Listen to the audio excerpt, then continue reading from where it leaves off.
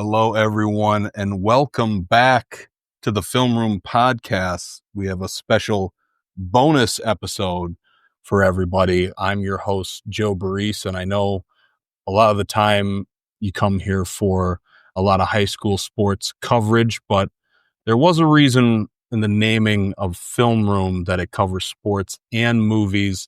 So we are here. I am joined by my friends, my colleagues, and movie aficionados, Tamara Dunn and Rebecca Kivak, and we're going to discuss the New York Times recent top 100 movies of the 21st century and move on to our top 10 lists as well, as people have been submitting and sharing. But first, everybody knows me. Let's start with Rebecca. Rebecca, how are you, first of all? Hey, I'm good. How are you today? Wonderful, wonderful.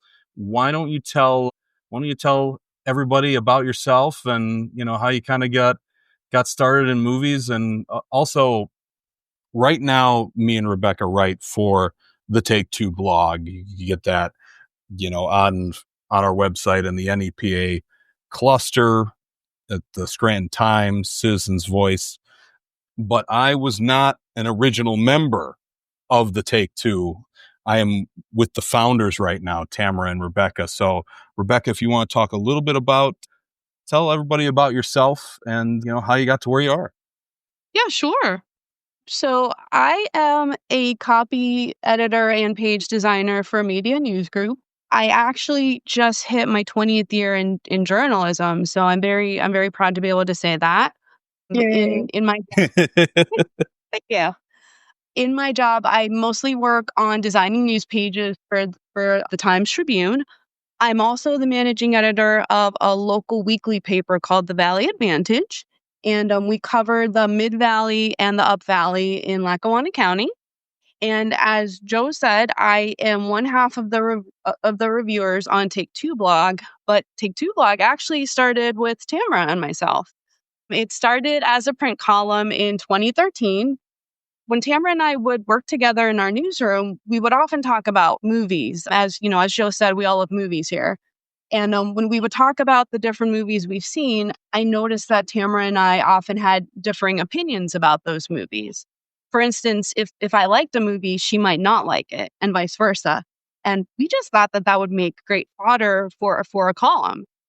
So what our idea was, we wanted to see the same movie, and then each of us would give our own take on it.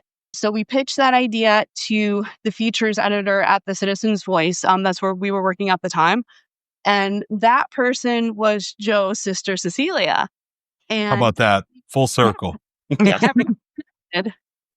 And she gave us the go-ahead. She liked it. So thank you, Cecilia, for letting us do this. And it eventually grew into a blog, which is when we talk about Take Two blog, it has grown into that. And a couple years ago, the column did stop running in print, but it has since continued on Take Two blog. And that's where you can find Joe and I now. Absolutely. And I have you both to thank to ride on the coattails of the Take Two blog. But obviously, Tamara, you're also a founding member of Take Two, as Rebecca just said. Tell the listeners how you got to where you were. Yeah, Rebecca and I worked at the Citizens Voice as copy editors at the time when we formed Take Two in print edition, and then later on to the blog. At some point, I went to work for the Standard Speaker in Hazleton as an assistant city editor. So we still kept the column going, and as we just moved on to different parts of what was then Times Shamrock, we still kept writing and going to movies and such. And then in 2019, I walked away to the rival newspaper, literally across the street from the Voice, for 10 months before the pandemic happened in 2020. I was one of the newsroom folks that was laid off due to the pandemic. And long story short, I ended up working for the Denver Post in Colorado after being laid off and moving out here out west. And instead of doing columns. I do mostly just go on Twitter. I still am very active on Letterboxd and in the film community out here in Colorado, part of the Denver Cinema Club, which we meet ever so often to watch movies, discuss movies, you name it. You see us as the movie weirdos at the Alamo out here. But in true fashion, we are all working together again because we are all now a part of the media news group. For the Denver Post, I am a digital strategist, which is we make sure that the website is running, that the top stories are in positions that they need to be in. We assign stories. Like I work with breaking news, opinion, and business. So I work with those teams to get their stories to look the best on our site. Not only that, but also to make sure that they have SEO, the search engine optimization that they need, as well as being out there for social media, for Instagram, Twitter, Blue Sky, all the social media that's out there. So it's quite different from what I used to do when I was out in Pennsylvania. I am approaching my 23rd year of journalism, so Woohoo! there's that. Yes, exactly. But yeah, I'm still very active as far as the film community. I do things with Denver Film, with the Denver Film Festival, go out there each October, November. I just became a member of the Gallica Critic Society, which is a critics for people that are LGBTQIA plus that identifies that. So we vote on the Dorian TV Awards, movie awards, etc. I'm getting back to being more active as far as criticism and still keep up with Joe and Rebecca with Take Two and seeing what their reviews are. Because now we're all same media family. Yeah. Yes, exactly. Family. It's good to see how the blog has evolved over the years, but still keeping the bedrock of how it was established, of giving two different opinions on movies, even if they end up being the same or completely different. You get those 2 points of view.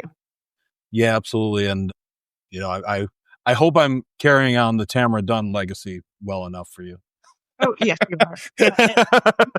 I'm so grateful to see how it has evolved and it's still kept going with all of the changes that have happened with NEPA media and things like that. And I mean, in you guys' lives too. So I'm very happy to see that in good hand. Absolutely. I appreciate that, Tamara. And how I came into, getting into at least the movie business when it comes to criticism. I had my own blog, but then I joined the Times-Tribune in 2013 as an obit clerk. And obviously I wanted to do something different. And so I started the Oscar movie column, the yearly column that I do that still carries on with the Times-Tribune, Citizens Voice, actually the NEPA cluster and maybe a little bit more. But then I was happy that Rebecca and Tamara were able to work with me through those years. We used to do some videos. We used to meet at the Times and do some summer movie previews and Oscar previews and Oscar thoughts and everything like that, which I really enjoyed. And then when Tamara moved on, I was able to fill in, keep the Take Two blog going. And when Rebecca moved to the Times-Tribune, I simply walked across the room and I said, it would really help me and take a lot off me if you helped me with the Oscar column, because it was very overwhelming. And I know, Tamara, you also you pick all the categories. So, I mean, you do the work of more than two of us, but, so we've really,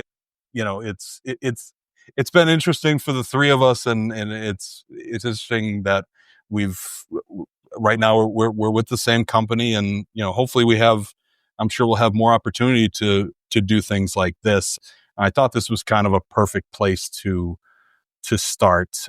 The New York Times releasing their best 100 best movies of the 21st century. That's from more than 500 influential directors, actors, and other notable names in Hollywood and around the world, voted on the best films released since January 1st, 2000. And they released a list. And so we're going to go through it. Full disclosure, Tamara's seen way more of these movies than me and Rebecca, not to throw the two of us under the bus. Sorry, Rebecca. Trying to give credit where credit is due. You have to give credit where credit is due. Tamara's seen 94 of these films, and Rebecca and I have seen 54. Oddly, me and Rebecca are right around the same number, which is interesting. I don't know why it is, but 54 is impressive. I mean, thank you. So many outlets for watching things. To even see half of these is impressive, especially with just the range of like availability. Yeah. I mean, this is 25 years of movies. They have to, That's true. Down to 100. To see 54 is still very impressive. I appreciate that, Tamara. And I think, I think where I at least throw like a little bit is that like, I really, really started to get into movies around 2007, 2008. And you'll see that when we get to our lists, the superhero movie boom. I was 18 years old and it just really fit. It really fit me. So, I probably lean obviously mid to later in the, over these 25 years, but you'll see that. Is there anything you guys want to say before we kind of dive into this top 100 list?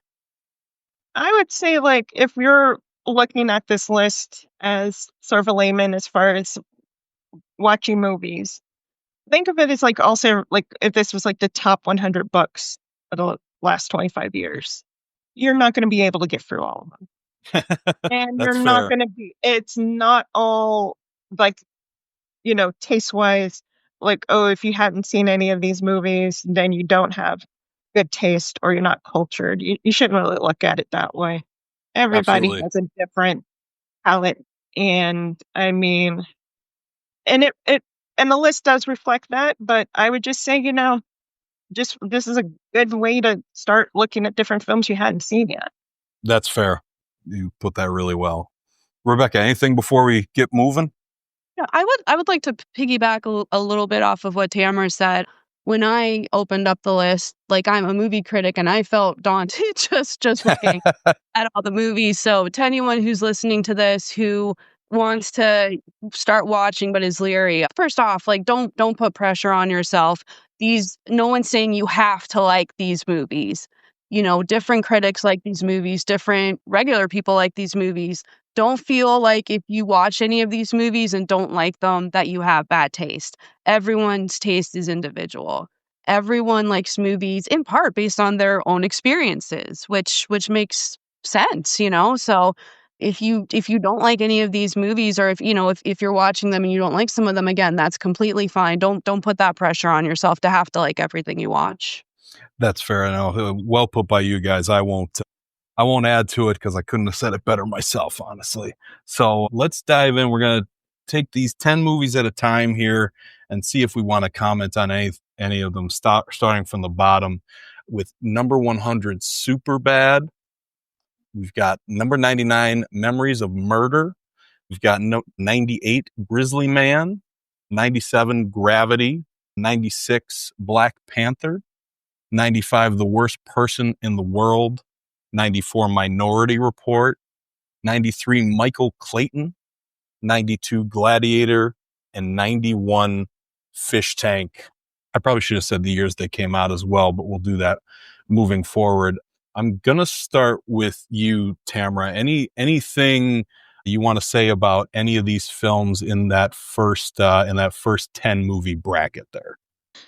I would definitely start off with Memories of Murder, which is a Bong Joon-ho movie from 2005. That movie I saw maybe about 5-6 years ago on Amazon, and it blew my mind as far as the way it takes a murder mystery, because it's about these young girls that have been found in like fields and stuff that have been murdered, and the story is more about the detectives and how it affects them of taking in this case. And it's not like what you would normally see, but you would also just feel bad for what's happening to them, not only just how grisly the crime is. And that is like I think that of Dunn's movies, that's like one of the ones that you is a good starting point.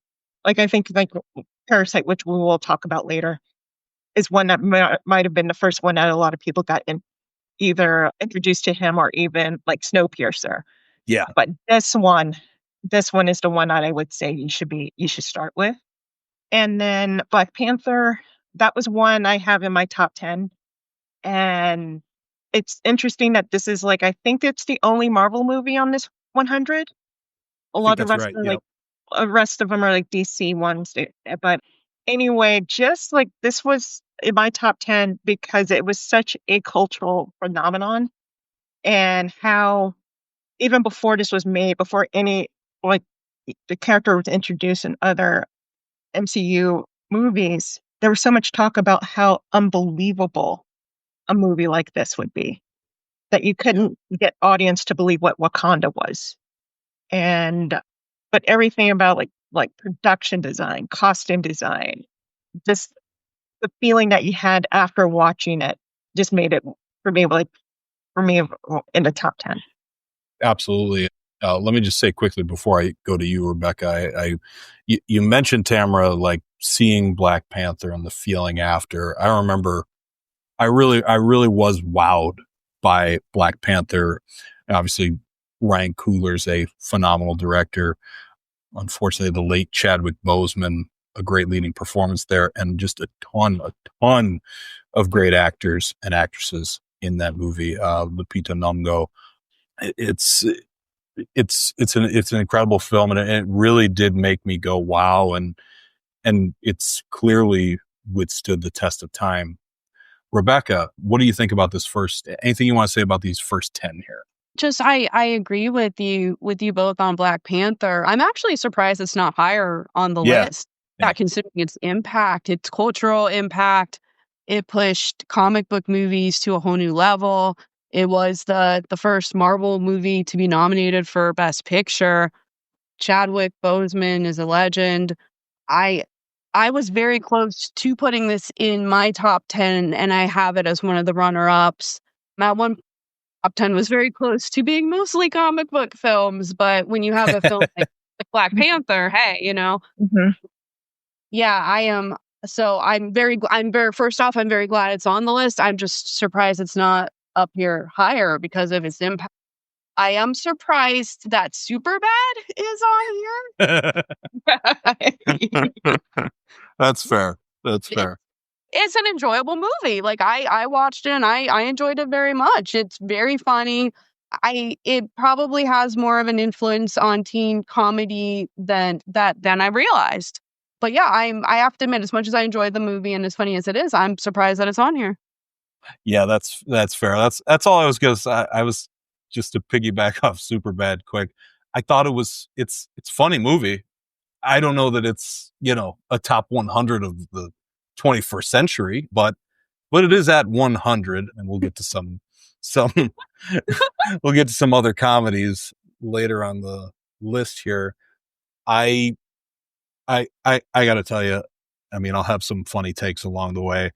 I never really liked Gravity, and I know that it's a beloved film, but I also thought the two space movies that came out back to back years after it were much better films.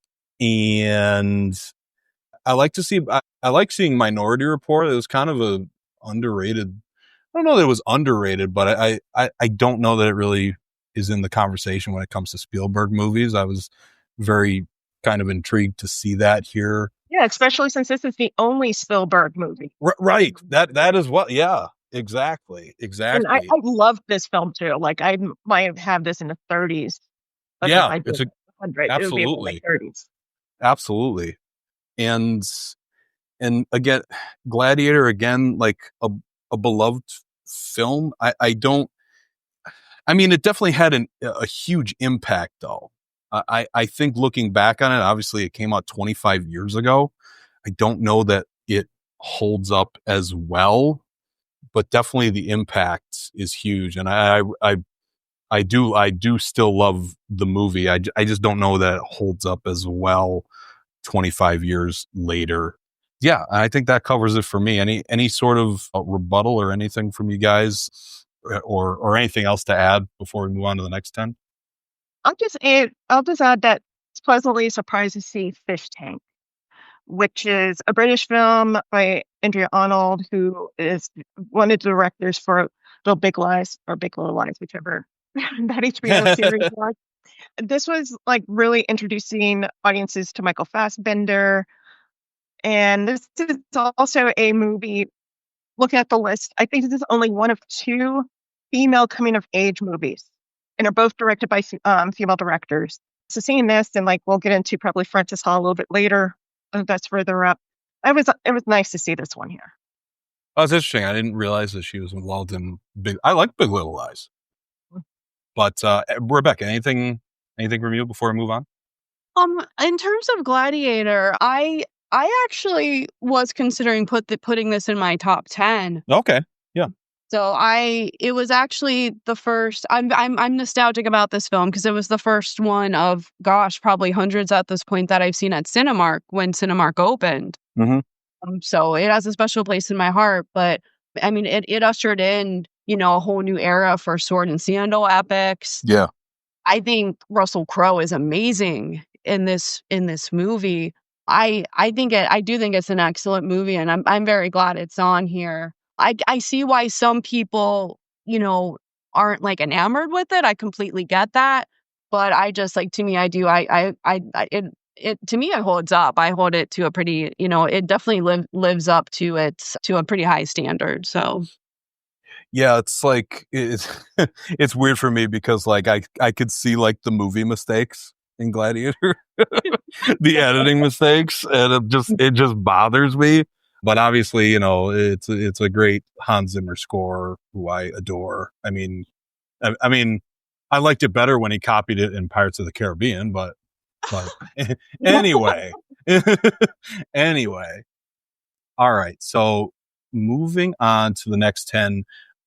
Tamara, Frances Ha, number 90. We've got 89, Interstellar, 2014's Interstellar. 88, The Gleaners and I, in 2001. Number 87, 2001's The Lord of the Rings, The Fellowship of the Ring. 86, 2023's Past Lives. 85, 2004's Anchorman, The Legend of Ron Burgundy.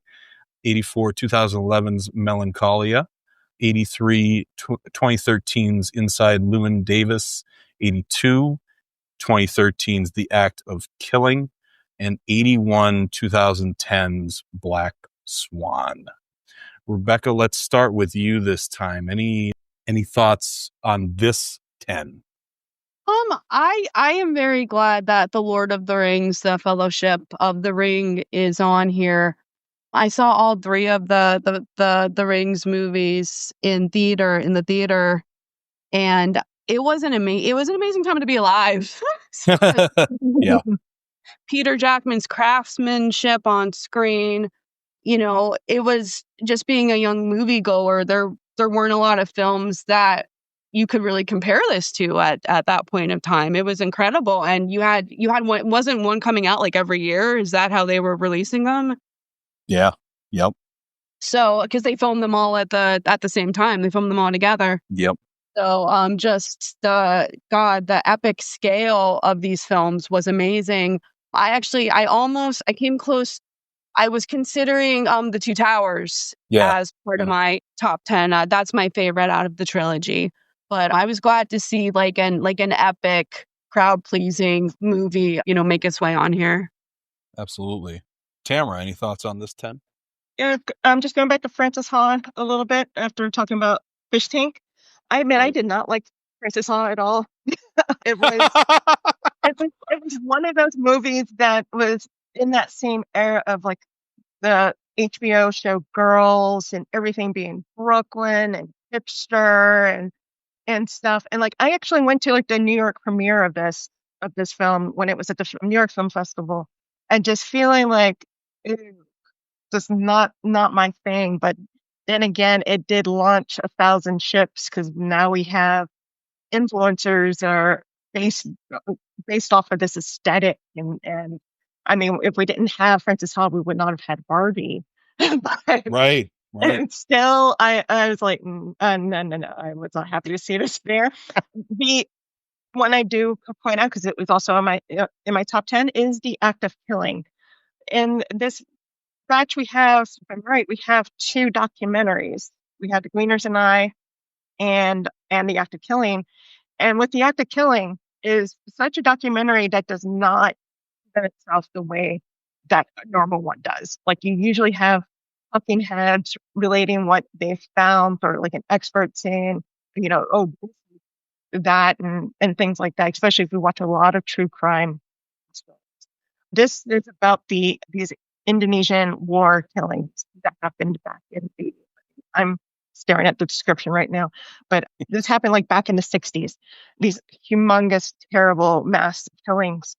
And the director is talking to the people who perpetrated these terrible war crimes, and they're reenacting it according to like their favorite movie scenes. So you have like these really tough men doing atrocities, but dressed up as gangsters. They felt like they were in a gangster movie, so they wanted to reenact it like that. And that was just something that you don't really think of, that you would never really see being portrayed in film. And that now makes me want to see documentaries that take it beyond the talking points and beyond, oh, let's just show old footage or something. Or if we're going to do a reenactment, it's going to be like a cheesy one. Now just turned it on its head. Yeah, that's interesting. That sounds like something I would definitely want to watch. Looking at this 10, well, obviously, it's no secret I'm a massive Nolan head, so seeing Interstellar on here is great. I think that it has gotten better in people's eyes as the years have gone on. It's the Nolan movie that probably most people connect with on an emotional level the most, for understandable reasons. I love it. I think it's shot beautifully and everything about it is great. You could definitely have plot issues with the film. There's no doubt, and understandably so, but just some of the sequences, and that docking sequence is just absolutely incredibly shot. Moving on to, I'll just say Anchorman's hilarious. It's still funny today. It's very funny. Yeah, exactly. So that's a solid comedy entry. And then finally, I never liked Black Swan. I never liked it. I don't really like Aronofsky, so I just don't like it. I hope I don't offend people when I say that. I'm not a Black Swan fan. So that's really all I've got there. Anything else you guys want to say before we move into the next 10, not the last 10? When I first saw Anchorman, I saw it in the theater, and I actually didn't like it. And it was only a couple years after that I realized, wow, this is hilarious. Why didn't I like it in the first place? So I definitely want to give it Anchorman its due. It's hilarious. And I'm not the biggest fan of Inside Llewellyn Davis. Yeah. So neither am I. I fell asleep. Oh, in the theater. That says it all. Sometimes you connect with a movie and sometimes you don't. And I didn't connect with this. I walked out of the theater not liking it. It made the New York Times readers list too, which I was surprised by. But I guess there's a lot of people out there who like it.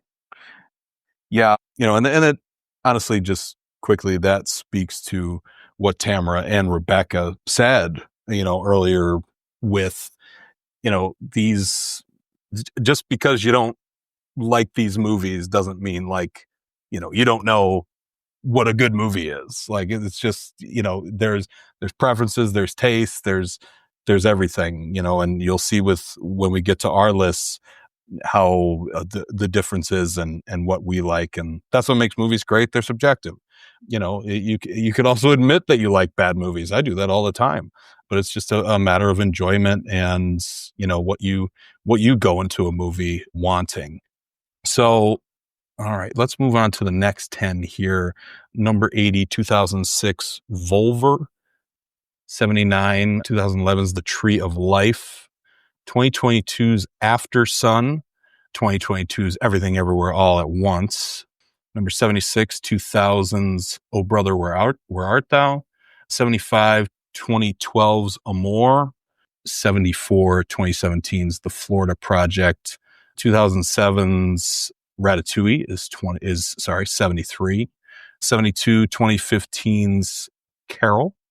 And 2001's Ocean's 11, 71. Let's start with Tamara this time. Takeaways from this next 10. Interesting about this batch is that I think in like this set of 10, we have some of our greatest filmmakers. Like they don't, there are very few flops among them other than like Inside Llewyn Davis that we just talked about. But, overall, they have like hit it out of the park in this set of 10. As far as the movies, Ratatouille is my favorite out of this one. Yes. I think like it's one of those movies that I would always find myself watching if it was on TV. If I just need cheering up, I would just go and see it. And like just like the scenes, like when the critic tastes that, taste the Ratatouille. Yeah, that always flows in my mind whenever I have a good meal. That's something like I grab onto and take it out of it. Let's see.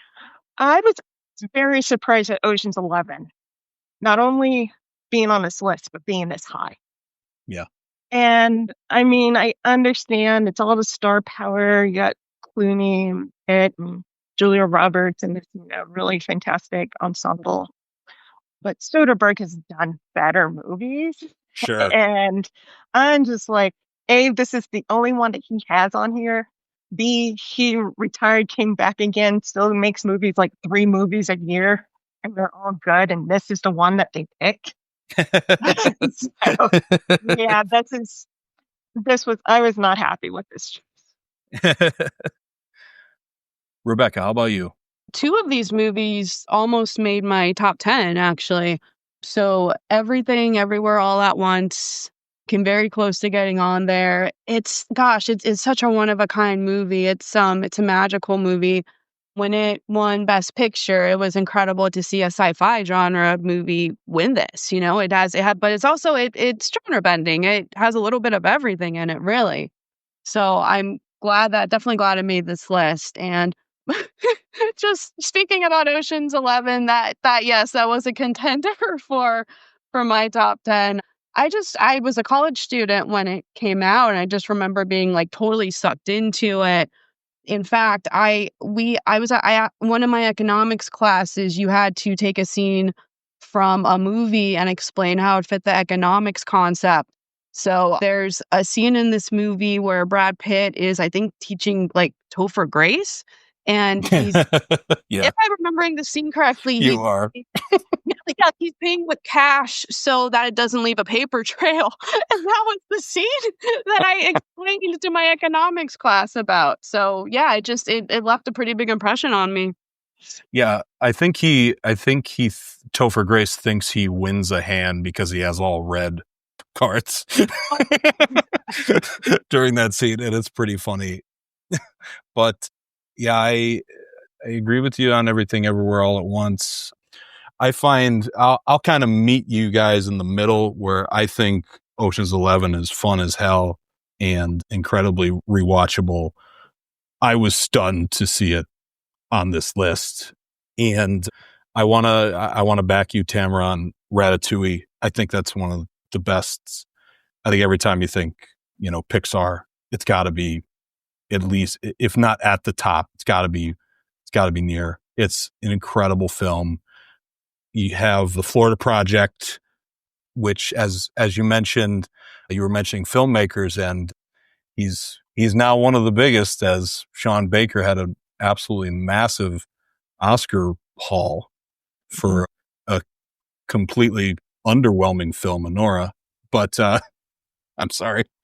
And real quick, quick story. My sister and I saw Carol together when it came out, and we left the film in the parking lot just in tears. So obviously that had an effect on us.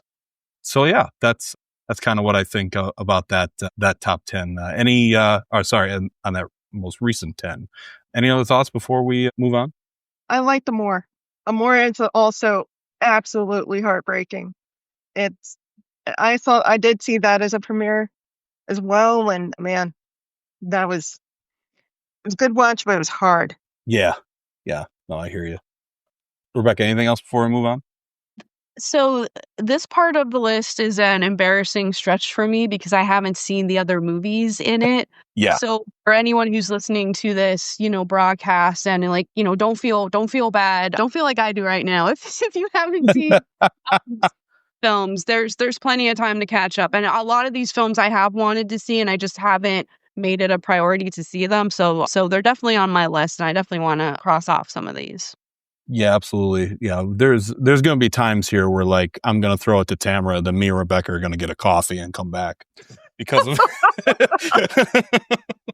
because she's seen so many more. But moving on to the next 10 here, 2008's Let the Right One In is 70. Interestingly enough, I only saw the American remake, Let Me In, which I'm sure this is a much better film than that.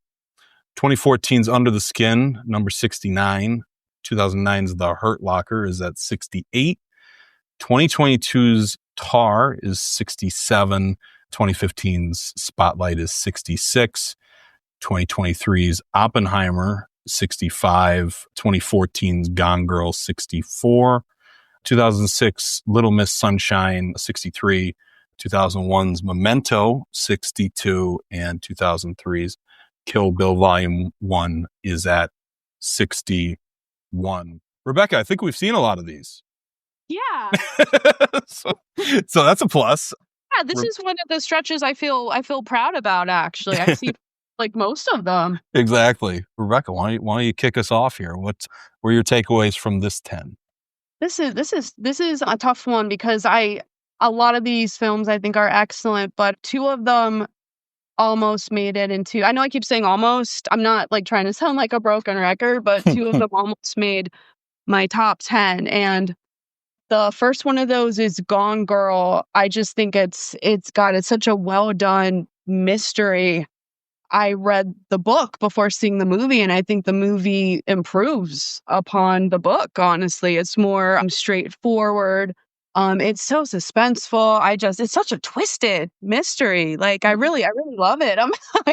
I just, the performances in it, Rosamund Pike and Ben Affleck, God, probably one of the best thrillers in the last 25 years, honestly. So I'm really happy that's on here. And then I had teased Tamara and Joe saying that there was a movie that I had in my top 10 and I took it out to get something else in. The movie in my original top 10 draft is Oppenheimer. Oh, wow.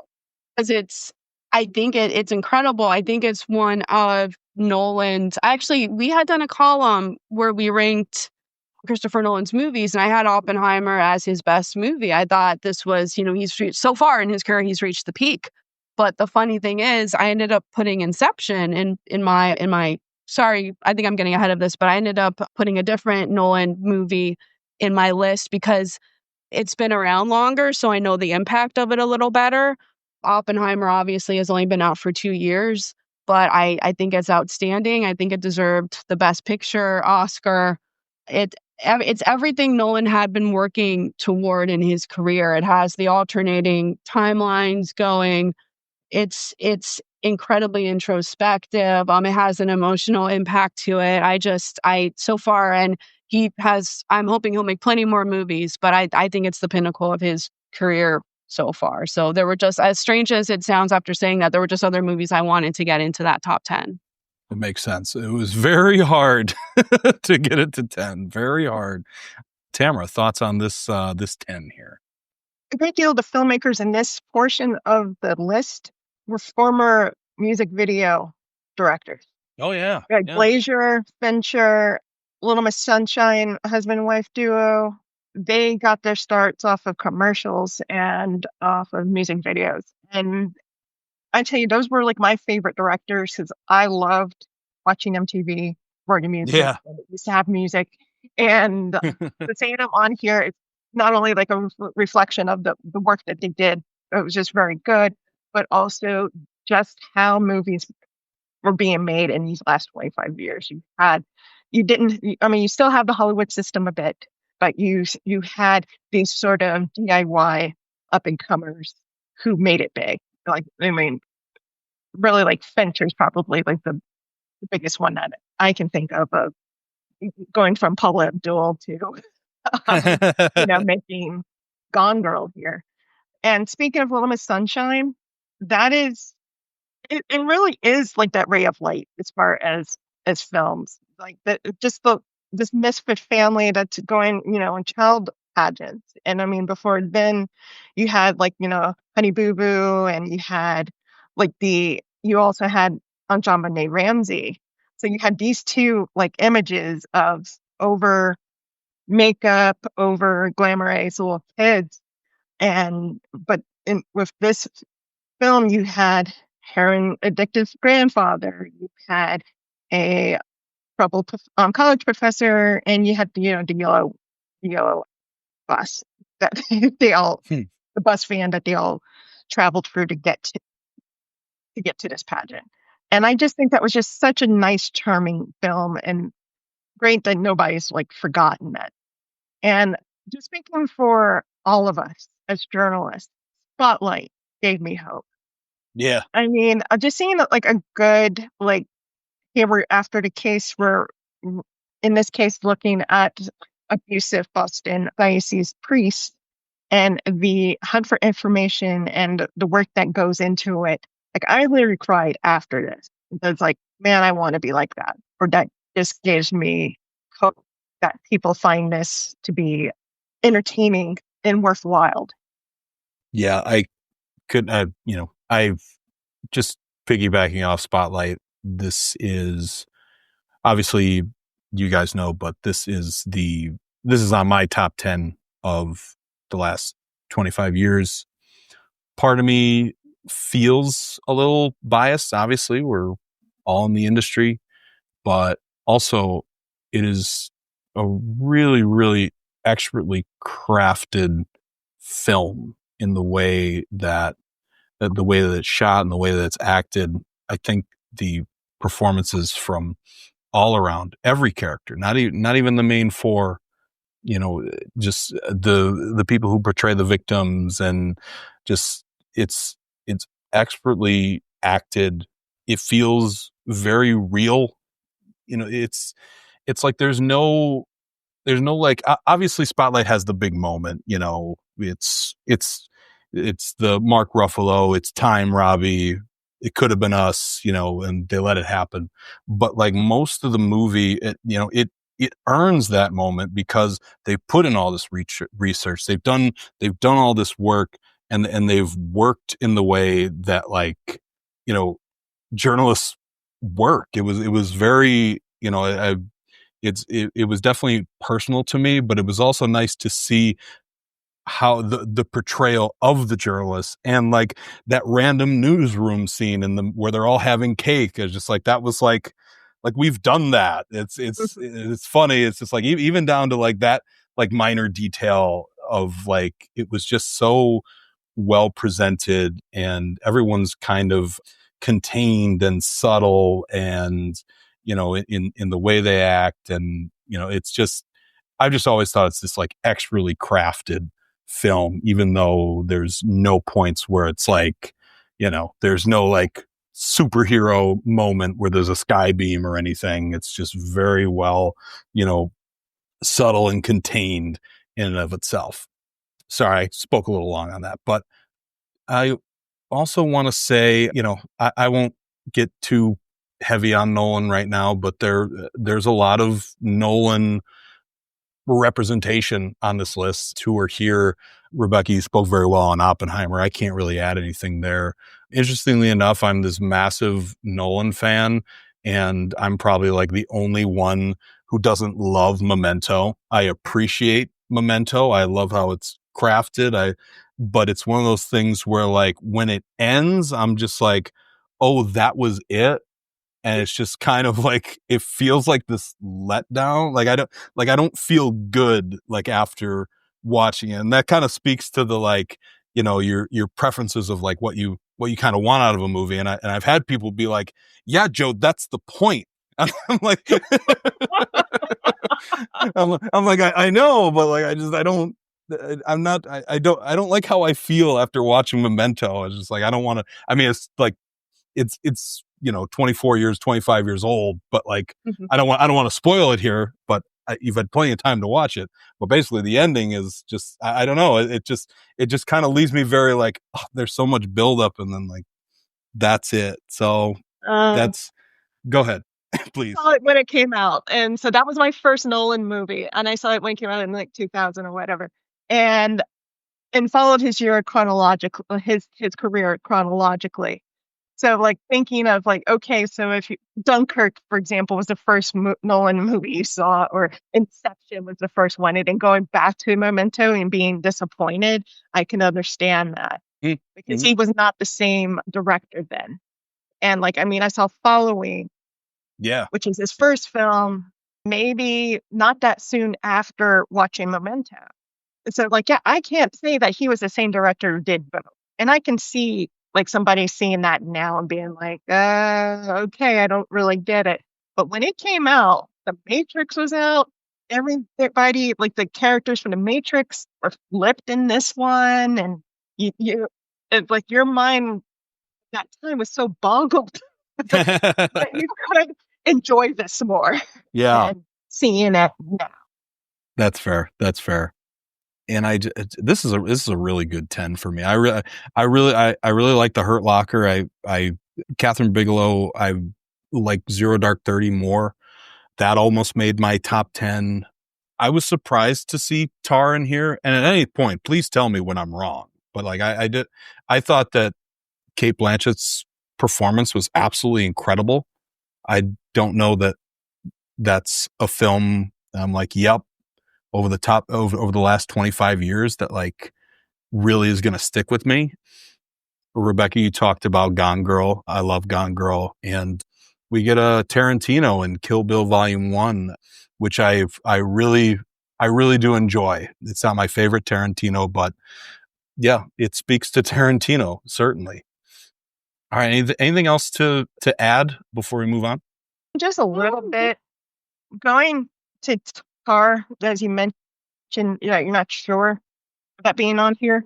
Yeah. And thinking about like also like The Hurt Locker and things like that. A lot of the movies are a reflection of the time.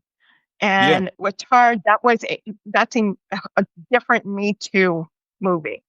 It's like if you look at this whole list, a lot of movies that are missing are kind of missing because of political and social forces might have changed the way that we think of those movies or the people starring them are like. And I think with Tar being on there, and especially A Hurt Locker, like I think if we didn't have Me Too, they may not have been on there. That's fair. That's a great point. And I'm not saying like, oh, they're only here for like women or stuff. I think that they are here because we were able to greenlight movies like this. Right. And like Tar, I was like, I loved that movie. I thought it was just nuts and crazy. And Kate Blanchett always throws it out of the park each and every time. But as I was looking at it being at high, it's like, I wonder if it was a different time, would it be here? That's a great point. Rebecca, anything to add? Yeah, just to add about Tar. Yeah, I do think that it belongs on this list. Like Tamara said, it's a different kind of Me Too movie. So it might be a fictional character in a fictional story, but still has that emotional impact. And I mean, if you didn't tell me that Cate Blanchett was playing a fictional character, I would think she was playing a real person. She comes off as so realistic on screen, and just the way this character is crafted, flaws and all. I think it's an incredible performance. So I am glad to see it on here. And both of you did an excellent job of talking about Spotlight and Memento. So I can't really add that much to it, but I do want to give some love to Let the Right One In. Definitely one of the best horror films of the last 25 years. I I've seen both this and the American version, which Joe mentioned before, Let Me In. They're both very good, but I would give the upper hand to the original, just, watching it in its original language. Some of the scenes are just terrifying. There's even a scene that involves, you wouldn't expect maybe special effects in a horror movie like this, but just there's a scene with like fire and special effects that's just it's bone curdling. So I'm very happy to see that film on here. Absolutely, absolutely. Yeah, I'm the idiot they made Let Me In for, because I'm bad with long titles, and when they talk of the American, I'm the American who can't like say a whole title. I was recently at a trivia where one of the questions was, what's the full title to Birds of Prey? And I couldn't even get to Fantabulous. It was bad. It was bad. So anyway, sorry, that was a quick aside on myself. But I could get to this later, but I kind of want to tease it. Like, where I would kind of critique my movie watching over the past 25 years is I want to see more stories about women. A lot of my movies are kind of male dominated, and I mean, it speaks to me, but I also think it speaks to Hollywood. Obviously the white male is the main object of most movies, and if I were to critique myself, that's what I want to improve on in these next 25 years. But I just wanted to quickly touch on that before we move on here. In this next 10 here, we've got 2014's Whiplash is at number 60, 2016's Tony Erdmann at number 59. We've got the Safdie brothers 2019's Uncut Gems at 58. We've got 2000's Best in Show, 57. 2002's Punch Drunk Love at 56. 2010's Inception at 55. 2006's Pan's Labyrinth at 54. 2006's Borat. Speaking of very long titles, most people call this Borat, but Borat, Cultural Learning and of America for Make Benefit Glorious Nation of Kazakhstan, is at 53. 2018's The Favorite at 52. And 2013's 12 Years a Slave at 51. I think Tamara, it is your turn to kick us off here with this latest 10 movies. Oh dear. Really, it is, because this is such a hodgepodge of movies, and Sure is. I've seen all but Best in Show, and that is Wow. like, that one is the one that was like, oh yeah, that is the one that sticks out of the six I have not seen. It's like, Wow. not I'm seen surprised. Best in Show. Like, one day I will watch it. But I like this cluster of comedies that are in here, including Best of Show, even haven't seen it. Tony Erdmann, which I'm glad did not get the American remake they threatened to do. It's such a charming German movie that is just so extra, and it has Chandra Hillerbeck, who we've seen in Zone of Interest and Madly at the Fall. This was a decade before, really, I would say more American audiences knew her. But this is it's such a chaotic movie. I mean, that her father, who's older, shows up in this big, hairy costume and embarrasses her while she's like this very straight-laced woman who needs to loosen up a bit. It's also like almost 3 hours. So it is a marathon, but it's a good marathon to go on. And let's see. I mean, I love Uncut Gems. Safdie brothers. Just I love their movies a great deal, and I think that Uncut Gems was sort of the polished form of how raw their other ones were. A lot of them are drugs. A lot of it is with the unglamorous side of New York.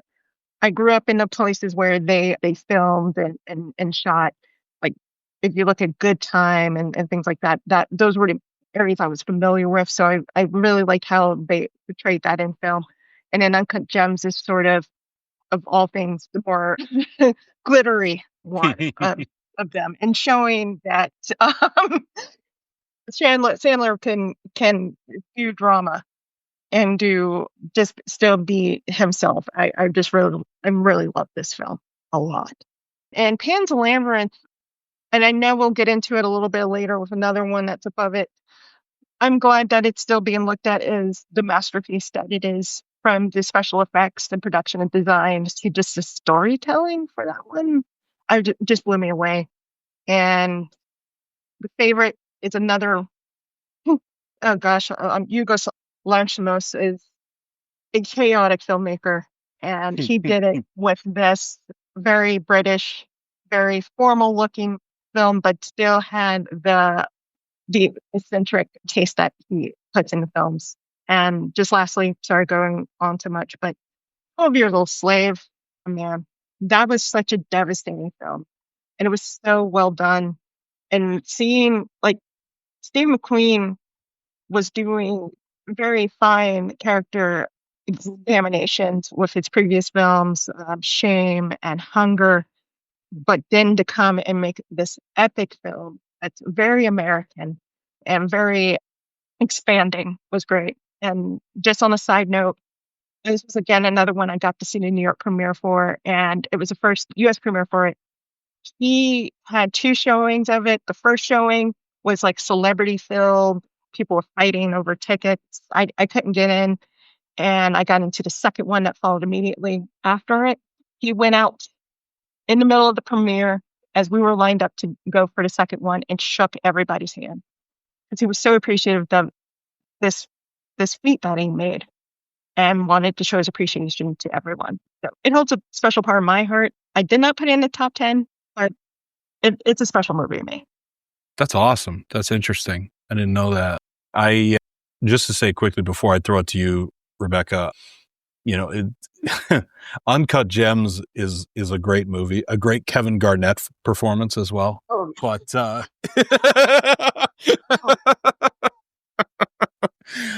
but I will never watch that movie again.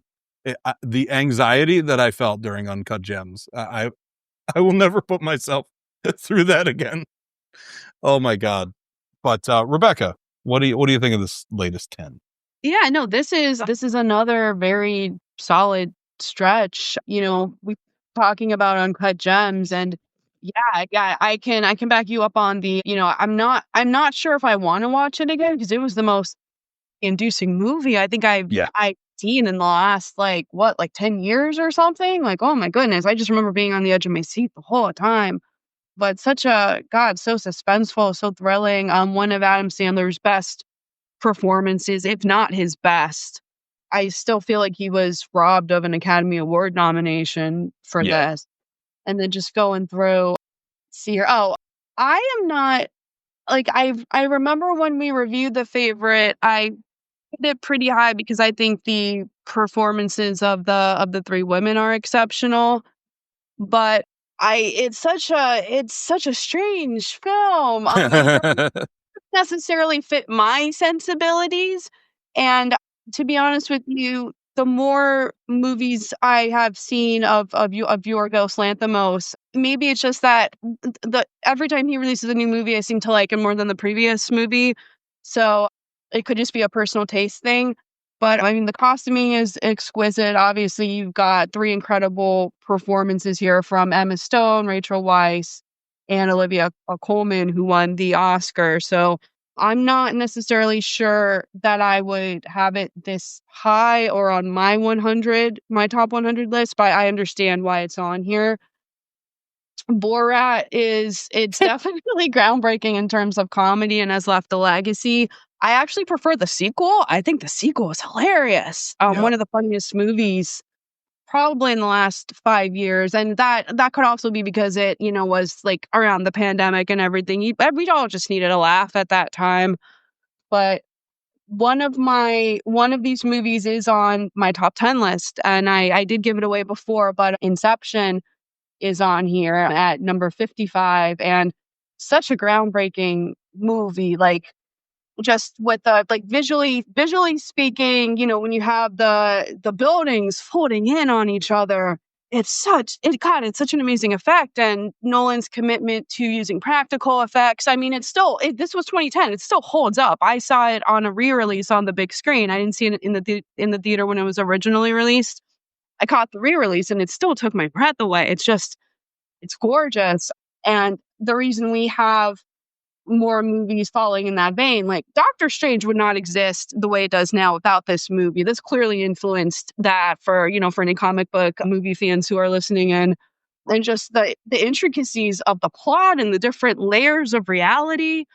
So it's mind-blowing. Like in 2010, our minds were being blown by this. And I think the performances are fantastic too. I really, Leonardo DiCaprio is great in this.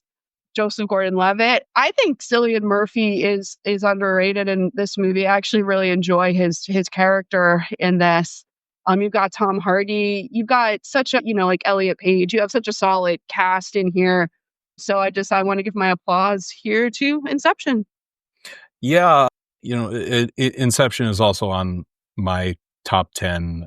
When I talk about, my favorite movie ever, honestly, it is Inception. I think it just comes together so well.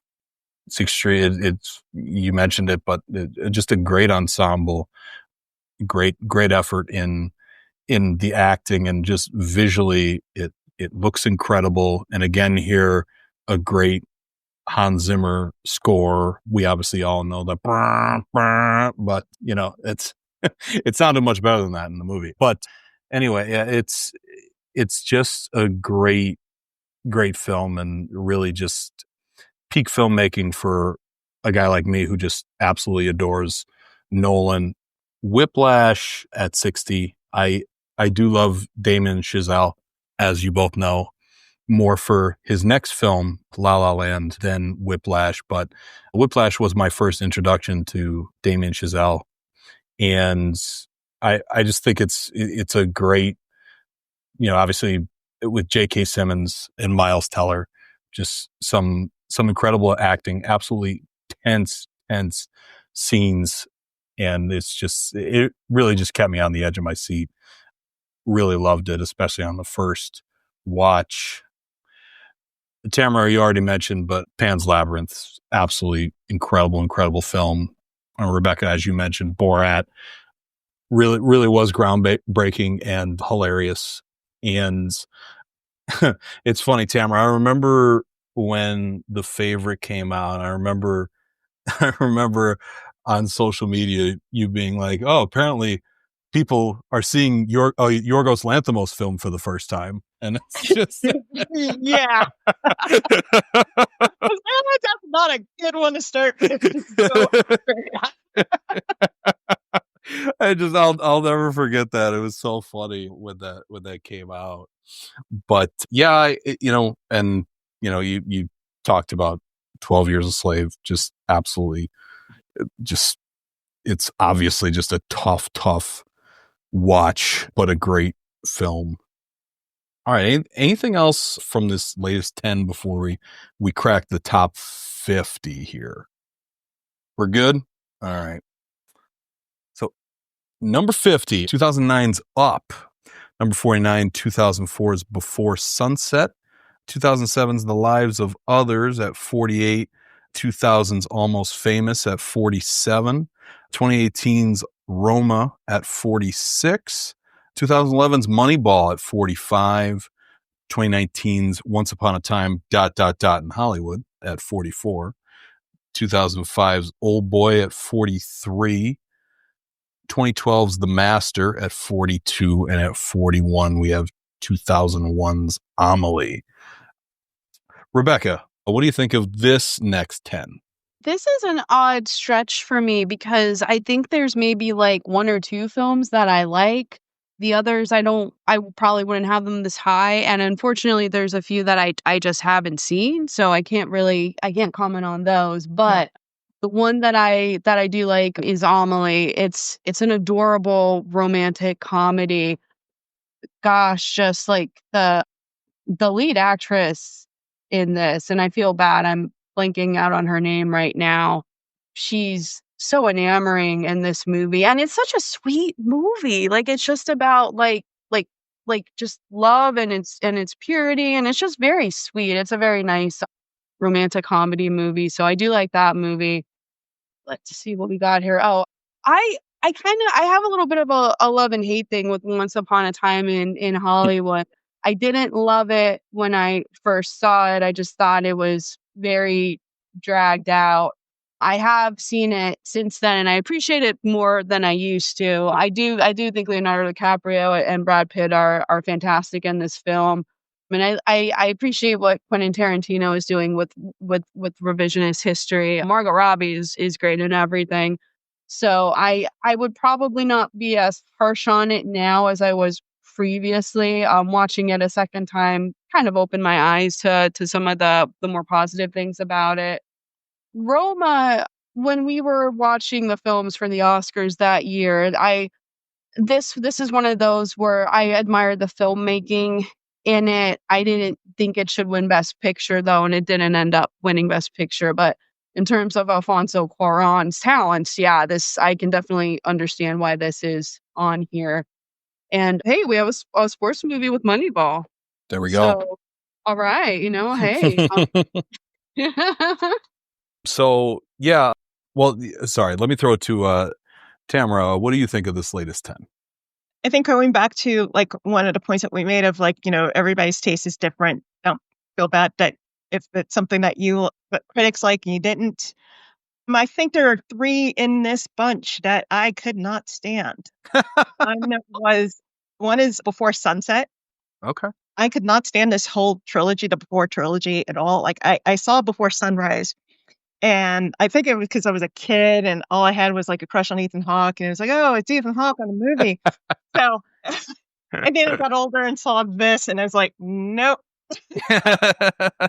This was a bore fest to me, and I didn't care about them being back together as a couple. Other one was like Almost Famous. I really just did not get the point of a kid traveling with a fictional rock band and seeing the ups and downs of it. I was like, nope, not entertaining to me. Moneyball could not stand.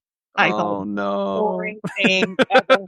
And I'm like, it's not like, oh, I hate sports movies or anything. No, I like basketball. I like boxing. I like other things, but this was just boring me to tears. And I did not particularly like Once Upon a Time in Hollywood. Okay. I didn't like it mostly because of how they had Bruce Lee, and I'm a huge Bruce Lee fan, and that just made me upset of how they made him very arrogant and just it didn't the storyline just didn't fit well with me, and I did not like Brad Pitt's Cliff Booth, even though they're going to make a spin-off movie off of that, and just like,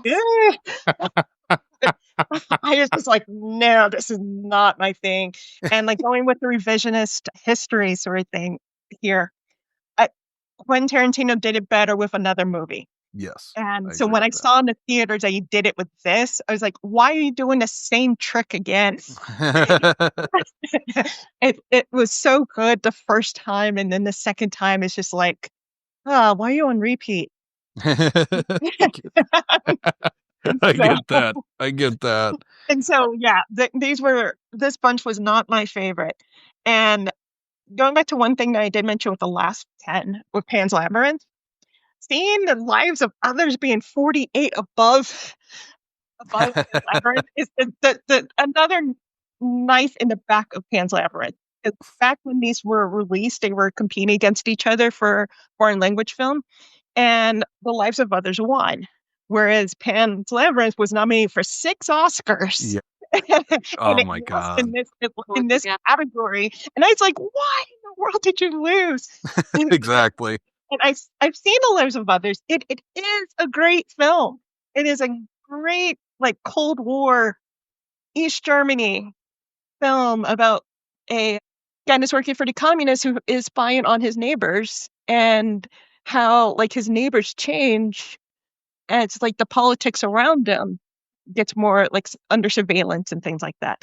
And it's like, yeah, it's a good movie, but it was not better than Pan's Labyrinth. Yeah. Yes, exactly.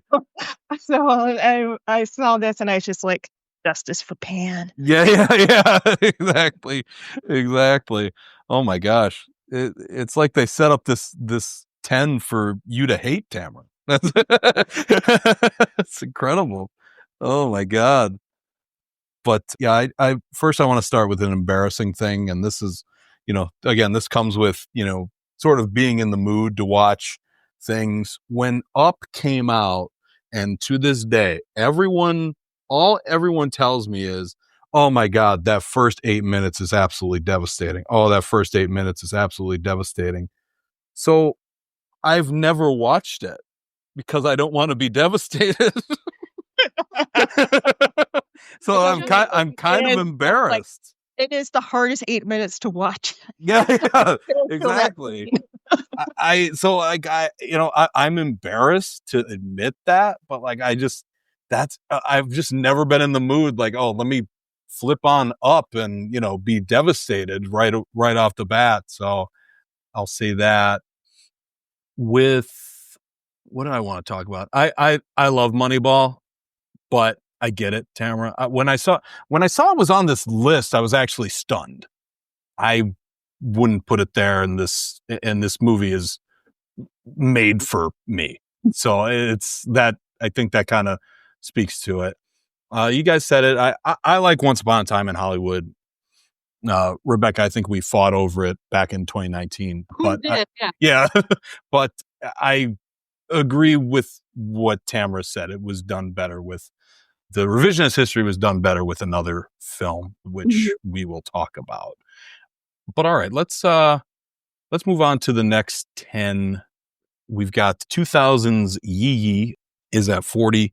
2017's Lady Bird is 39. 2019's Portrait of a Lady on Fire, 38. 2017's Call Me by Your Name, 37. 2009's A Serious Man at 36. 2010's A Prophet at 35.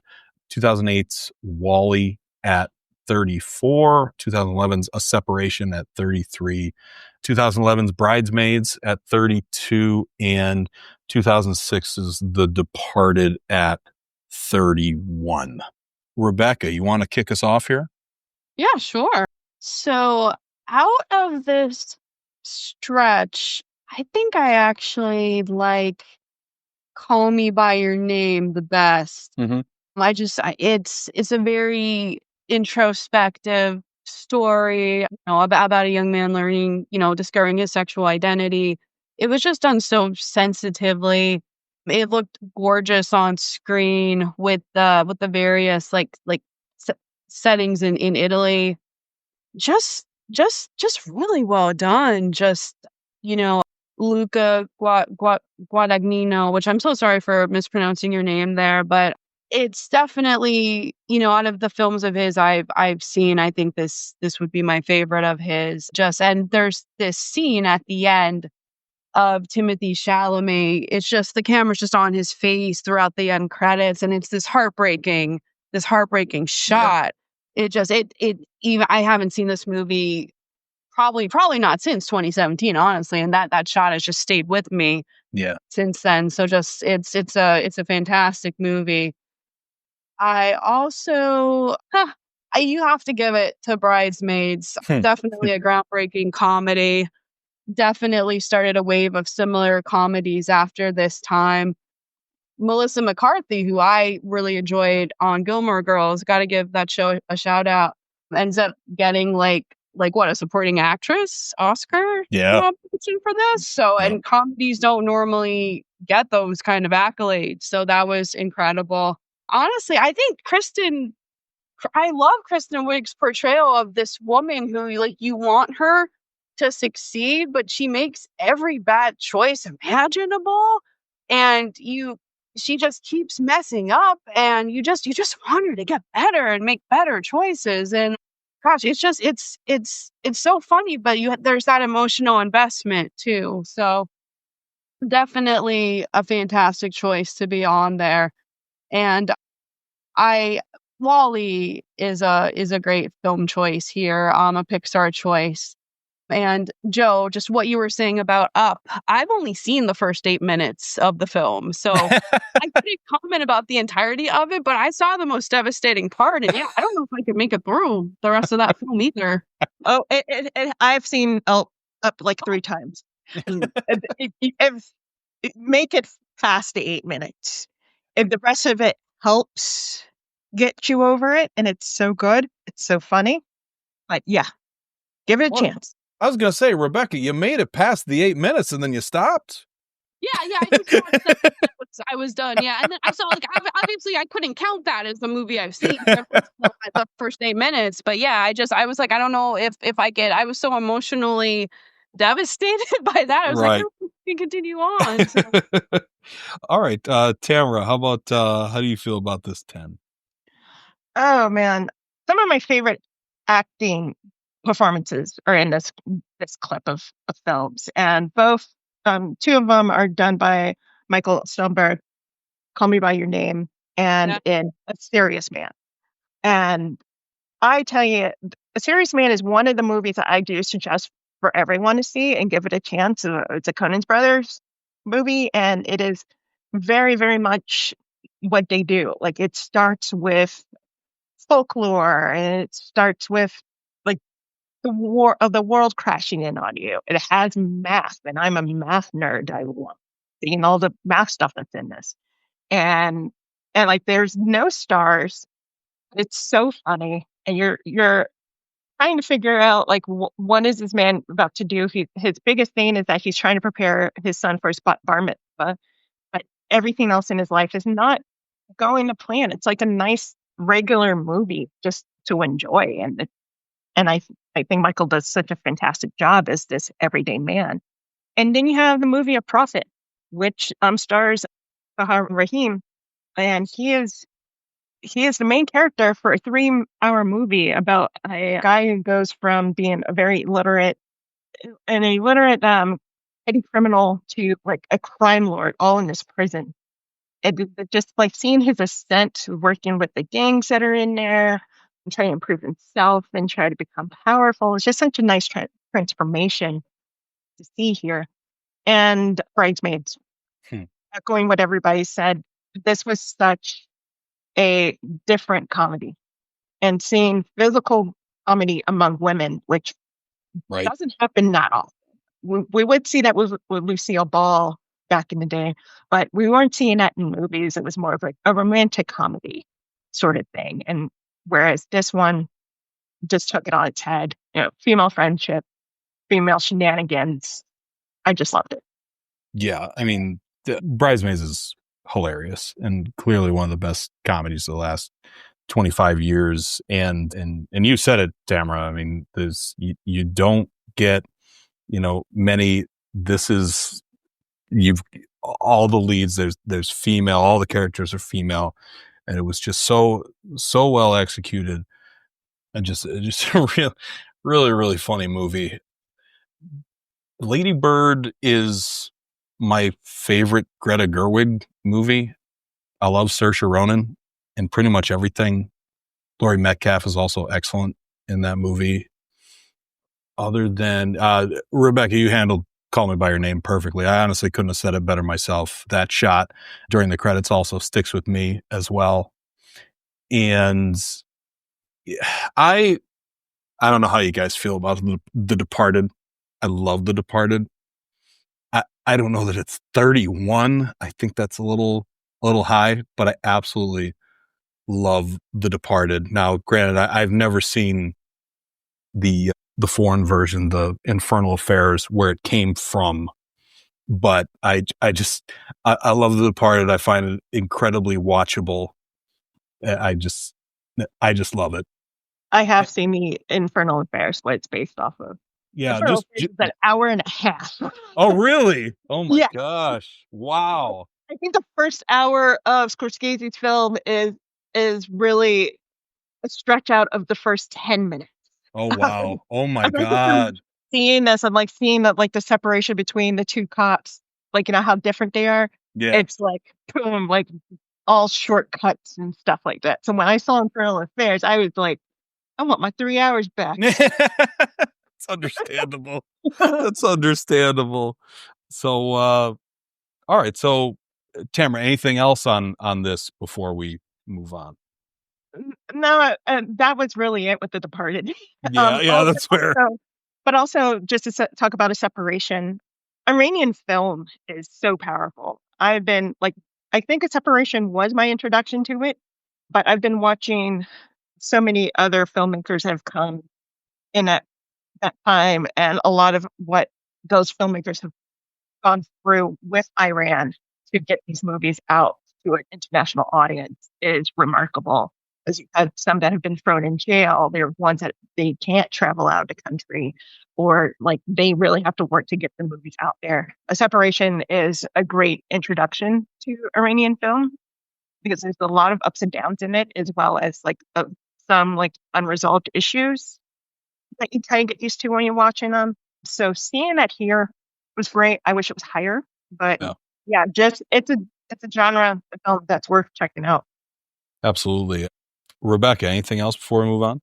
I haven't seen The Departed, so that is that I need to watch immediately after this podcast. I actually I sat down to watch it once, and I don't know, like, did you say it was 3 hours long? Yeah, just long. About. Yeah. I think I sat down to watch it, and I was like, oh no, I don't have this block of time. Just Infernal Affairs and you'll be fine. Yeah. Apparently, just watch Infernal Affairs. It cuts it in half. Yeah, so I haven't seen that, so maybe I have to watch Infernal Affairs now. I do want to give praise for Portrait of a Lady on Fire. It's beautifully shot. It's incredibly emotional. I'd say it has similar themes with Call Me by Your Name. Just a beautiful, like, quiet film, but it has so much emotion in it. So I'm glad to see that on here. Absolutely. All right. We've hit the top 30, and at number 30, we have 2003's Lost in Translation, 29, 2016's Arrival, 28, 2008's The Dark Knight, 2002 adaptation at number 27, 2023's Anatomy of a Fall at 26, 2017's Phantom Thread, 25, 2013's Her at 24, 2014's Boyhood at 23, 2014's The Grand Budapest Hotel at 22, and 2001's The Royal Tenenbaums at 21. I think I messed up the order last time, but Tamara, what did you think of this next 10 here? This is again like a lot of the early millennial directors. You got Spike Jonze, 2 movies here. You got Wes Anderson making his debut and only entries in this list. Yeah. And so, like, I don't know, this feels like Film Boy Twitter in this group.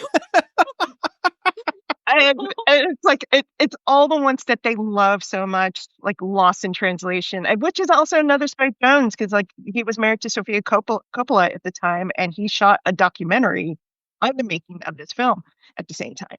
But like, yeah, this was all the ones that like film Twitter was just like crazy about. And I mean, they are good movies. Like, I love Phantom Thread. That's one that I will stop if it's on HBO or something, or if it's streaming on Netflix. I'll just like, oh, it's on. I will watch it right now. And like the Royal Tenenbaums, that is the one I have the most mixed feelings about. I've seen it 3 times, and I've seen it twice in the theater. And I don't know. I don't see the greatness that everyone on film Twitter liked about it.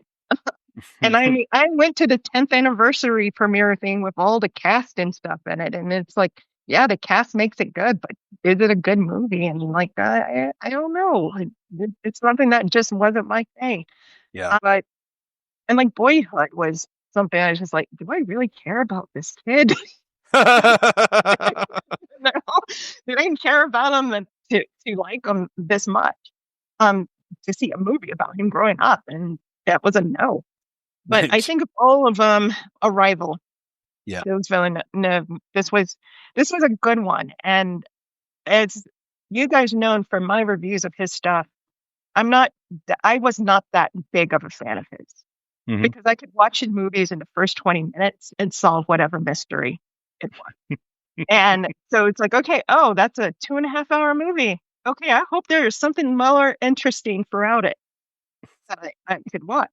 And even with Arrival, I kind of figured it out in the first 40, even though that the storytelling is completely different from what he was doing before. He was still kind of doing that same old stuff that he does in the others. But I thought it was still a good movie. It was still something I wanted to keep watching and see unfold. And like Amy Adams, and it's a shame that she's not appearing on this list more. Her Yeah. performances are. I mean, she's nominated for 5 Oscars for goodness sake. But yeah, this is like some of her best acting, and yeah, this is the one that sticks out for me. Yes. Oh, thank God. I was worried because of how you started the comment. I'm like, oh no, she hates Arrival. Oh, no. Thank God. All right, Rebecca, what do you think of this latest 10 here? Okay, so 2 of these films were runners up for my top 10, and one of them did actually make the top 10. So the 2 runners up, the first of those is Arrival, which, Tamara eloquently discussed the film. It's incredible. Denis Villeneuve just such a it's a suspenseful film, it's an introspective film, but it marries sci-fi with emotion, with family drama, with love, with everything. I remember I saw it with my parents, and I really liked it, but my parents were kind of iffy about it. My dad wasn't a fan of the alien design. I like the alien design. I would also argue that's not the most important thing in the movie either. Well, he But used the same alien design in another movie. That's the one thing that did bother me. what's the other movie?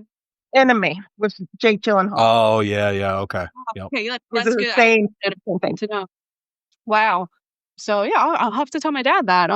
But yeah, I just the whole circular storytelling, I just really enjoyed it. It reminds me a little bit of what Nolan does with his stories. It's an intricately crafted narrative. And Amy Adams is just fantastic in it, one of her best performances. Again, someone who was robbed of an Academy Award nomination. For all the nominations she should have gotten one for this. The other film that almost made my list was Anatomy of a Fall. Yeah. It takes a court case and makes it incredibly interesting and thrilling, which is very hard to do. Just the mystery itself constantly keeps you guessing. It's very suspenseful. You just keep questioning the motives of the main character. It doesn't tie up everything either, which I actually like for this kind of movie. It just makes you think about it for a long time after and question it. Also, best dog actor ever in this movie. So, and if you are going to watch this movie, the dog survives. So just so you know. But God, I definitely one of the best thrillers in the last 25 years. And it's not necessarily a film you would expect to be so riveting on the surface either. And then the movie from here that did make my top 10 is The Dark Knight. Changed comic books forever. Has dozens of imitators. Comic book films adopted a darker vein for a long time after this. This, Christopher Nolan showed you can make a comic book movie that's also a character study. Just there's drama, there's emotion. You are invested in these characters. One of the best villains on film with Heath Ledger's Joker. God, some incredible action sequences in this. Just it holds up and never gets old. Yeah, you've both covered the films that I really enjoy out of this latest 10 very, very well. Just to add to The Dark Knight, yeah, I mean, it's huge culturally, changed comic book films forever. And it's also a little personal for me because it's my favorite midnight showing I've ever gone to, which, we don't really get the midnight showings anymore, or at least the fanfare of the midnight showings. I actually saw Jurassic World Rebirth at midnight, but there were only a few people there. So it's like, there's the Dark Knight. I was dressed as Batman. I had a tablecloth as my cape. I was 18. I was 18 at the time, and it was just a blast. And I'll never forget it. I mean, this movie is obviously amazing, but it also kind of has that added touch to me, and that's what, gets it onto my top 10 of the past 25 years, because it's one of my favorite experiences ever in a theater. Arrival, again, you both covered it very well. I'm glad you spoke about Amy Adams. She's absolutely incredible in this movie, and just an incredible actress in general. This Arrival also made my top 10 list. It's so emotionally powerful how it's bookended. It makes you think. I I think about this movie even to this day. It's very well acted, and Denis Villeneuve is one of my favorite directors. I do think that this is his best film, obviously, and it's really the emotion. I didn't get the mystery until, when everyone else did. I'm honestly, admittedly, kind of gullible when I see movies. So, like, I don't see the twist coming. If I ever see a twist coming, that's a terrible movie.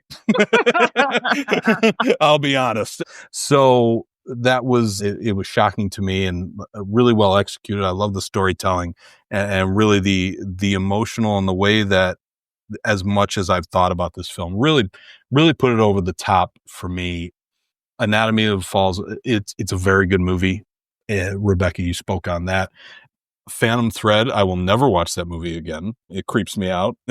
It's a great movie. I'm not saying it's not a good movie, just not for me. And yeah, Boyhood. I like Boyhood, but I more so agree with you, Tamara. It's an interesting experiment that kind of works. I think the performances are very good in it, but do I care? Not really. I think you put that perfectly. All right. Anything else we want to touch on before we crack the top 20 here? Joe, I'm with you. I will never watch Phantom Thread again. It's an exquisitely made movie. Right. But right. I can eat omelets for a week. Exactly.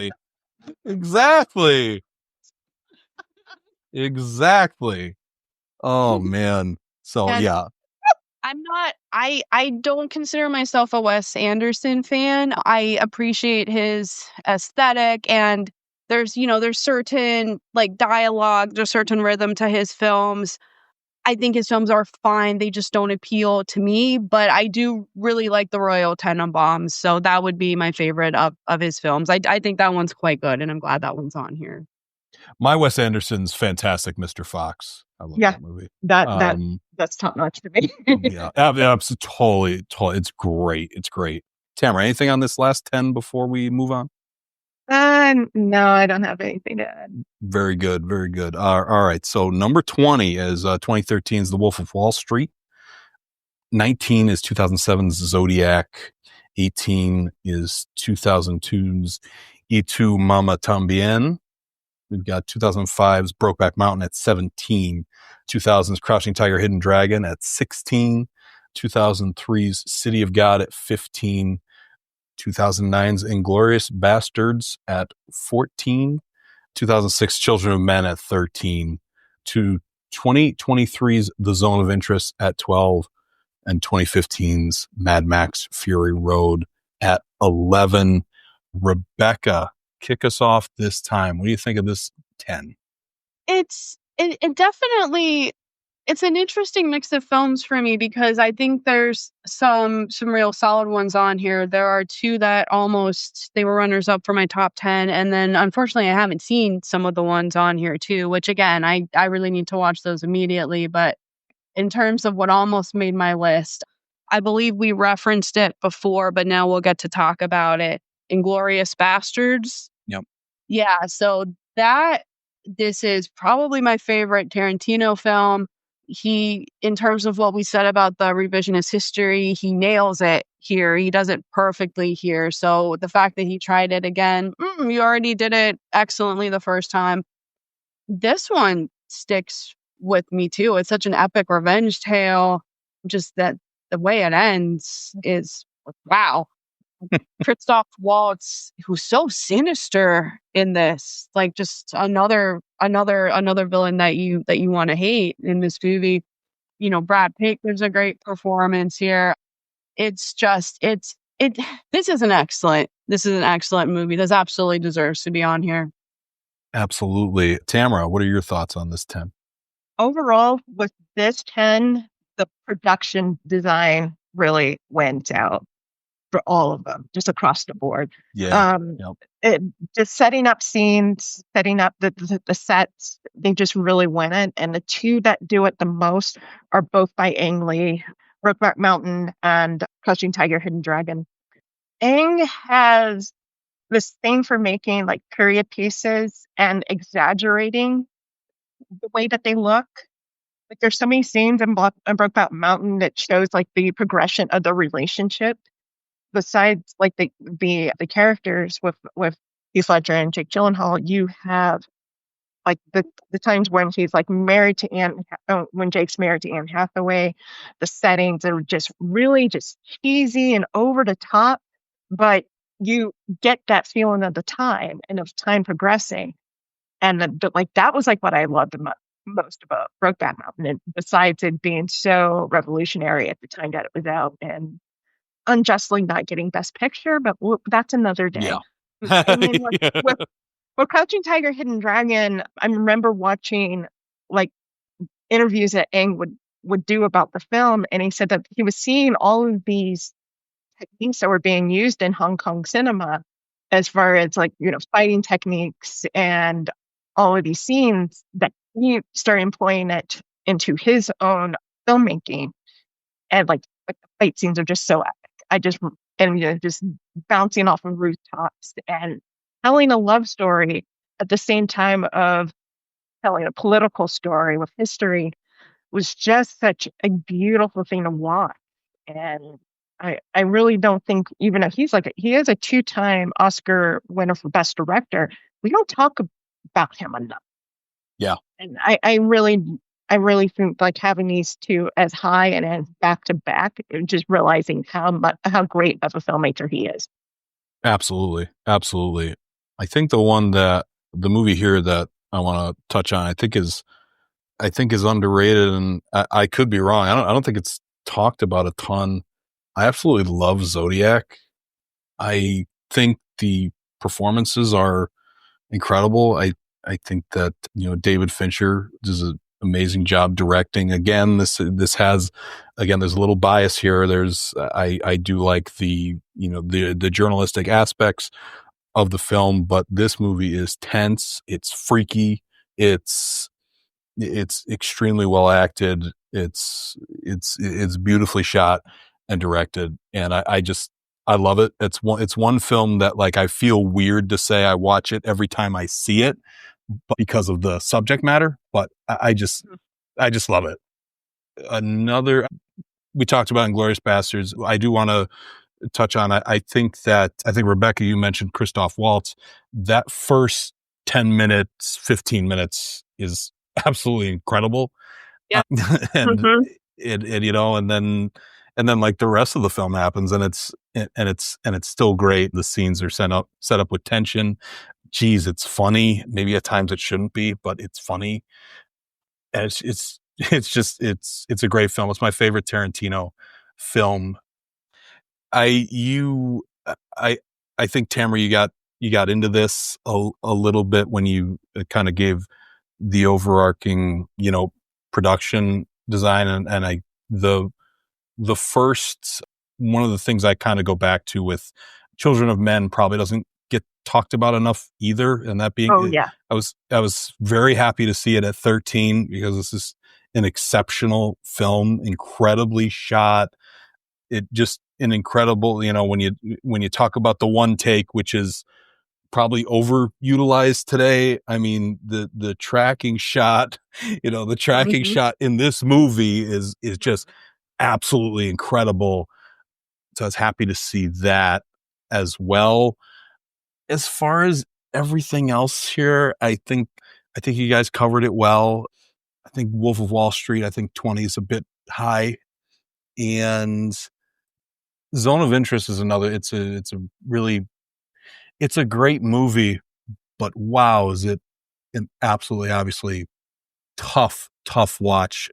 Very good movie from a couple years ago, and Mad Max is a blast. Oh, I was surprised to see it at 11, but I get it, and it's a blast. Tamara, did you want to say something yeah. Mad else? Max it's crazy fun.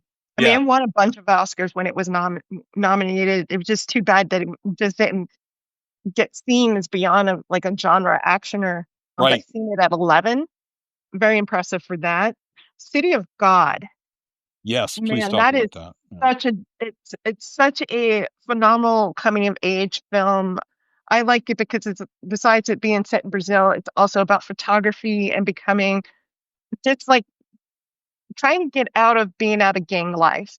And because he's surrounded by all this violence, and he's trying to, he sees his friends going into the wrong life, and there is a way for him to get out. But there's also like the things that you do normally as a kid. You fall in love, you enjoy life on the beach, and things like that. And it was just told so kinetically, just with like a sense of urgency, but that you want it to be in this scene, but you also were very afraid of it. So I was glad that this was high up on there. Absolutely, absolutely. Rebecca, anything else on this 20 through 11? Oh, yes. So the other film on this stretch that almost made my top 10 list was Mad Max Fury Road. Yeah, It's one of the best action movies in history, not just the last 25 years, like ever. Mhm. God, just the visuals are outstanding. Like if you go to the New York Times website and look at the list, you have the guy with the fiery guitar. That's like this memorable, iconic image from the yeah, film. We got a new heroine in Furiosa, who Charlize Theron is amazing yeah. in Yep. this. Just, so much so that they did make like a prequel to this, but she wasn't in it. But the character has lived on. And this is kind of interesting to me, but a lot of people consider this a racing movie, which I agree with, because the races are spectacular. True. Mhm. Mhm. So, Joe and I just reviewed F1 not too long ago. So if you're looking at the pantheon of racing movies, I think we need to make sure Mad Max Fury Road is represented there. That's a Mhm. great point, actually. That's a great point. All right, we have reached the top 10 here. So number 10 is 2010's The Social Network. Number 9 is 2002's Spirited Away. Number 8 is 2017's Get Out. Number 7 is 2004's Eternal Sunshine of the Spotless Mind. Number 6 is 2007's No Country for Old Men. Number 5 is 2016's Moonlight. Number 4 is 2001's In the Mood for Love. Number 3, 2007's There Will Be Blood. Number 2, 2001's Mulholland Drive. And number 1, I wish I could put a drum roll in here, 2019's Parasite. So we've reached the top 10. Tamara, what do you think about these films in the top 10? I would say this is definitely a solid. Mhm. Like I don't see really anything wrong with it at all. Like I would say, like for personal taste, it might have been like, oh, there's one I would want, there instead of this, but I can't think of swapping out any of these with it. Interesting. Yeah. Things that I like, and I don't know if it's just more of a coincidence or anything, is that you have In the Mood for Love and Moonlight at 4 and 5. And Moonlight was greatly influenced by In the Mood for Love. So seeing them being side by side here, more confirmation that these are both masterpieces. These are both just really great love stories, but also of perseverance and things like that. So I could go poetically on Moonlight for like 5 years, and we don't have that type of time on this. And the same with In the Mood for Love. I just remember seeing that, and I saw it in the wrong way. I saw the sequel for it first, and I didn't even know it was like a sequel to somebody. It was 2046, which is the aftermath of this love story that we see that unfolds. But still, even coming in with this new, with knowing what will happen, just like Tony Long and Maggie Chung, like such exceptional leads. Like when Maggie was basically retired from acting, that was like a great loss for having this wonderful leading lady. But they were just, it's so like just hints of things. You don't really see everything that's being like spelled out, but you're just seeing things unfold. And oh gosh, it's just such a great movie to watch. And Parasite, I remember when I reviewed this. Did we both review this, Rebecca? I don't remember because I know I saw Parasite way early. Let's see. I think I think Joe and I reviewed it, but it might have been. I think so. Yeah, like we might have reviewed it. Oh, it would have been that would have been before. But that would have been after I left. Oh, sorry. I'm like, everything's blending. But yeah, that would have been after I left. But I had just Parasite blew me away. I mean, I was very familiar with Bong's previous works, and this was just the summary, everything that he's sort of has come to fruition with Parasite, is he works a lot with family dynamics, a lot with capitalism, the economy, and social places. And with Parasite, not only was he able to just build upon all those themes into one film, he literally built the sets for it, like the flooding scene that was built, the house in which you have the two families coexisting was built for that film. And that just reminds you of like why we watch them. We don't simply watch to see the inside of an apartment that's going to be lived in by somebody else. We see things that are created for the moment. And at that moment, it's very unique to that time. And it's a movie that, like the way that I judge movies, is you come out as a different person after watching it. And that's how Parasite felt for me, from the acting, from like the score. I listened to the score for like the past 5 years all the time. So yeah, seeing it at number one made me happy.